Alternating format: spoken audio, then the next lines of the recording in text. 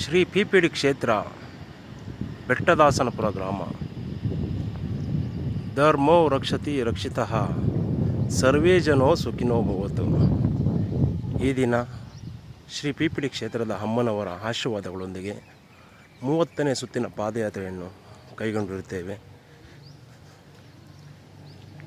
ಈ ದಿನ ನಾನು ಸದಾಕಾಲ ಈ ಕ್ಷೇತ್ರಕ್ಕೆ ಬರುವಂತಹ ಭಕ್ತಾದಿಗಳ ಕಷ್ಟ ಸುಖಗಳೆಲ್ಲವನ್ನು, ಅವರ ಹರಕೆಗಳೆಲ್ಲವನ್ನು ಈ ಕ್ಷೇತ್ರದಲ್ಲಿ ನೆಲೆಸಿರುವ ಅಮ್ಮನವರು ನೆರವೇರಿಸಲಿ ಎಂದು ಬೇಡಿಕೊಳ್ಳುತ್ತೇನೆ. ಅಮ್ಮನವರ ಆಶೀರ್ವಾದಗಳೊಂದಿಗೆ ಶ್ರೀ ಪಿರಿಯಾಪಟ್ಟಣದಮ್ಮ ದೇವಸ್ಥಾನದ ಒಳ ಆವರಣದ ಪಾದಯಾತ್ರೆಯನ್ನು ಕೈಗೊಳ್ಳಲು ಅಮ್ಮನವರು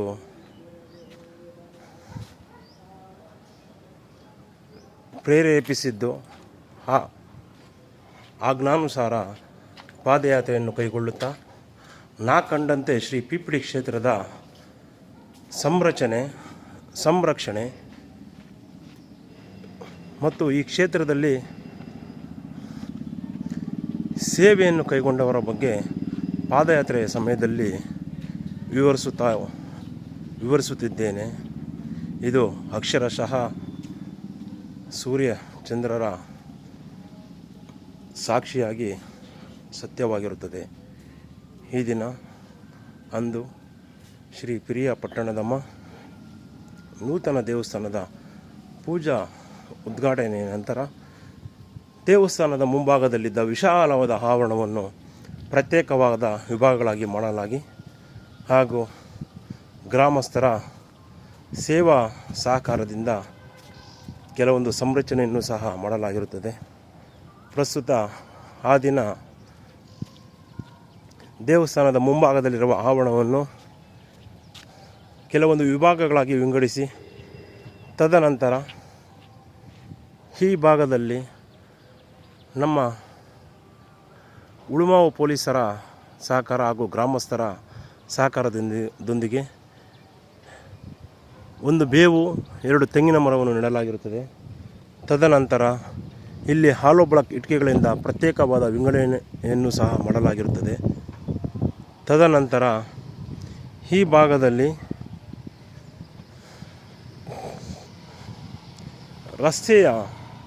ಕಾಂಕ್ರೀಟ್ ರಸ್ತೆಯನ್ನು ಬಿಟ್ಟು ಉಳಿದಂತೆ ಈ ಭಾಗದಲ್ಲಿ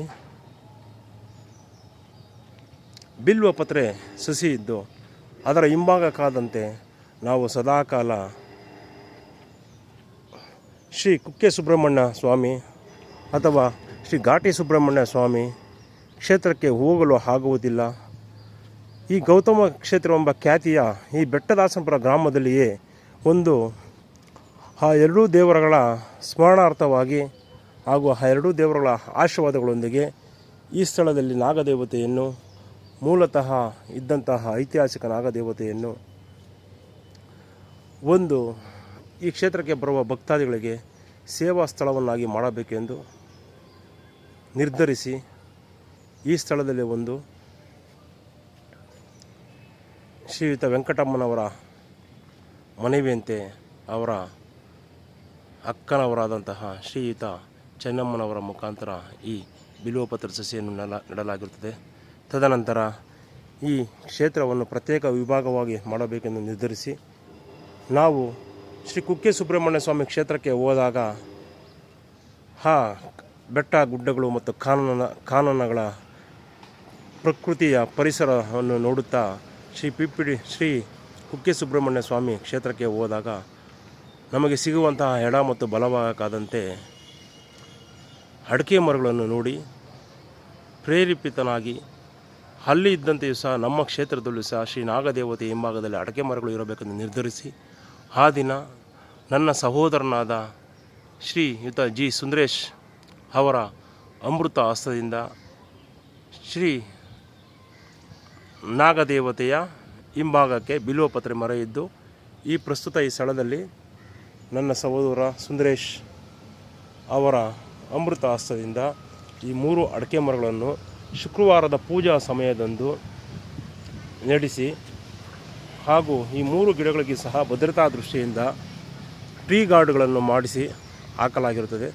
ತದನಂತರ ಸುಮಾರು ಒಂದು 6 ತಿಂಗಳ ನಂತರ ಈ ಭಾಗದಲ್ಲಿ ಒಂದು ಕಟ್ಟೆಯನ್ನು ನಿರ್ಮಾಣ ಮಾಡಬೇಕು. ಈ ಗಿಡಗಳಿಗೆ ನೀರು ಯಥೇಚ್ಛವಾಗಿ ಇರಬೇಕೆಂದು ತೀರ್ಮಾನಿಸಿ ನನ್ನ ಸಹೋದರನಲ್ಲಿ ವಿನಂತಿಸಿದಾಗ ಅವನು, ಅಣ್ಣ ಈ ದಿನ HSR ಲೇಔಟ್ಗೆ ಬಾ, ನಾನು ನಿನಗೆ ಸ್ವಲ್ಪ ಹಣವನ್ನು ಕೊಡುತ್ತೇನೆ, ಆ ಹಣದಿಂದ ತೆಗೆದುಕೊಂಡು ಬಂದು ನೀನು ಹೊಂದಿಕೊಂಡಂತೆ ಆ ಗಿಡಗಳ ಸಂರಕ್ಷಣೆ ಮತ್ತು ಕ್ಷೇತ್ರದ ಅಭಿವೃದ್ಧಿಯ ದೃಷ್ಟಿಯಿಂದ ಹಾಗೂ ಭಕ್ತಾದಿಗಳ ಅನುಕೂಲಕ್ಕಾಗಿ ನೀನು ಹೊಂದಿಕೊಂಡಂತೆ ಕೆಲಸ ಕಾರ್ಯಗಳನ್ನು ನಿರ್ವಹಣೆ ಮಾಡು ಎಂದು ತಿಳಿಸಿದ ನಂತರ ನಾನು ಸುಮಾರು ಆ ದಿನ ನಾನು ಕರ್ತವ್ಯದ ಸಮಯದಲ್ಲಿ ಬಿಡುವು ಮಾಡಿಕೊಂಡು HSR ಲೇಔಟ್ಗೆ ಹೋದಾಗ ಅಲ್ಲಿ ನನ್ನ ಸಹೋದರ ಶ್ರೀಯುತ ಜಿ ಸುಂದರೇಶ್ ಅವರು ನನ್ನ ಕೈಯಲ್ಲಿ ಸುಮಾರು 40,000 ರೂಗಳನ್ನು ನೀಡುತ್ತಾರೆ. ಅದರ ಜೊತೆಯಲ್ಲಿ ನಾನು ಸಹ ಸುಮಾರು 30,000 ರೂಗಳನ್ನು ಹಾಕಿಕೊಂಡು ಒಟ್ಟು ಸುಮಾರು 70,000 ರೂಗಳ ವೆಚ್ಚದಲ್ಲಿ ಒಂದು ಲೋಡ್ ಹಾಲೋ ಬ್ಲಾಕ್ ಇಟ್ಟಿಗೆಯನ್ನು ತೆಗೆದುಕೊಂಡು ಬಂದು ಈ ಸ್ಥಳದಲ್ಲಿ ಒಂದು ವಿಶಾಲವಾದ ಒಂದು ಹರಳಿಕಟ್ಟೆಯ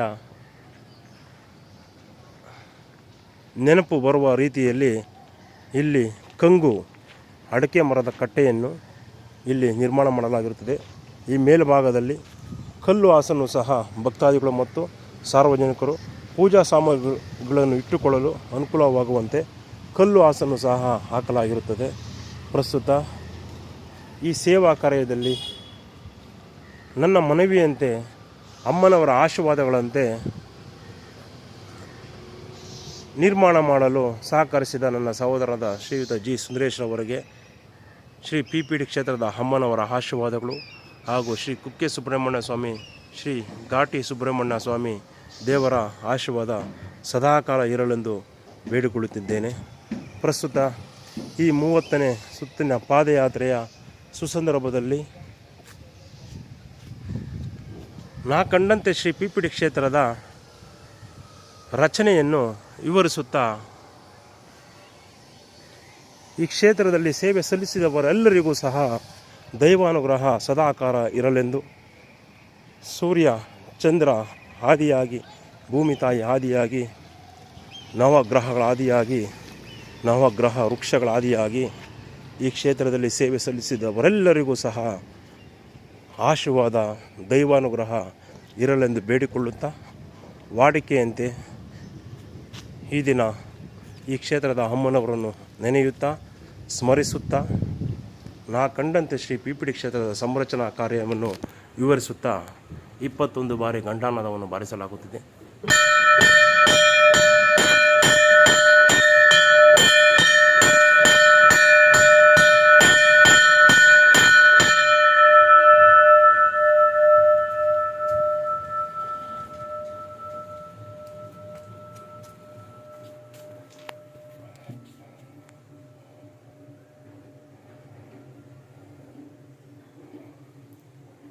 ಶ್ರೀ PPD ಕ್ಷೇತ್ರದ ಅಮ್ಮನವರು ಸದಾಕಾಲ ನನ್ನ ಸಹೋದರನಾದ ಶ್ರೀಯುತ ಜಿ ಸುಂದರೇಶ್ ಹಾಗೂ ಅವರ ಕುಟುಂಬದವರಿಗೆ ಒಳಿತನ್ನು ಮಾಡಲಿ. ಅಮ್ಮನವರ ಆಶೀರ್ವಾದ ಸದಾಕಾಲ ಇರಲಿ. ಅಮ್ಮನವರ ಆದೇಶ ಆಜ್ಞಾನುಸಾರ ನನ್ನ ಸಹೋದರ ಶ್ರೀಯುತ ಜಿ ಸುಂದರೇಶ್ ಅವರು ಈ ಕ್ಷೇತ್ರದಲ್ಲಿ ಸೇವೆಯನ್ನು ಮುಂದುವರಿಯಲಿ ಎಂದು ಅಮ್ಮನವರ ಪಾದಾರ ವೃಂದದಲ್ಲಿ ಬೇಡಿಕೊಳ್ಳುತ್ತಿದ್ದೇನೆ. ಧನ್ಯೋಸ್ಮಿ ಮಾತಾ, ಧನ್ಯೋ.